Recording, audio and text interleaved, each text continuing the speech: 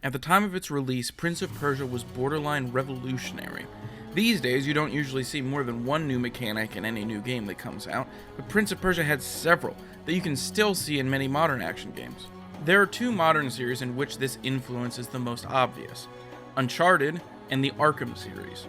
Uncharted has adopted the puzzle platforming segments of Prince of Persia, while Batman has wholeheartedly adopted the dodge and counter rhythm of its combat system. From the perspective of someone who's coming to this game and playing it today, there's a problem with the fact that Prince of Persia has had such a pronounced effect on the mechanics in more modern titles. It means that today, Prince of Persia's mechanics don't feel revolutionary. They feel like early tech demos for their evolved versions. The puzzle platforming is inaccurate and clunky, the combat feels shallow and dated, and the once fluid animations now make the game's characters look horribly inflexible. Nevertheless, Prince of Persia: The Sands of Time remains fun, thanks to its time rewinding mechanic, the one thing it has that hasn't been copied by a wide array of recent action games.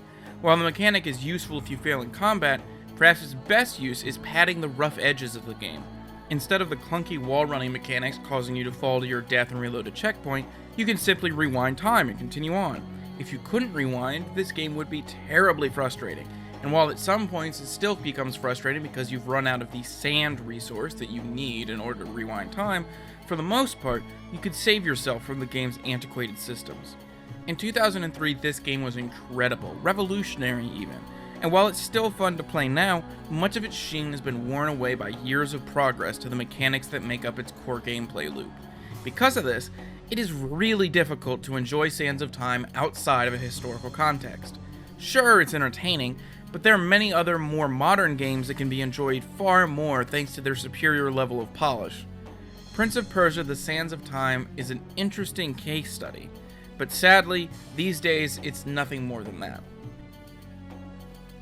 If you'd like to find out if a game from your childhood has stood the test of time, send me a message or leave a comment below. If you like this video, be sure to like and comment, and if you want to see more videos like this, be sure to subscribe. Thanks for watching, and I'll see you next week.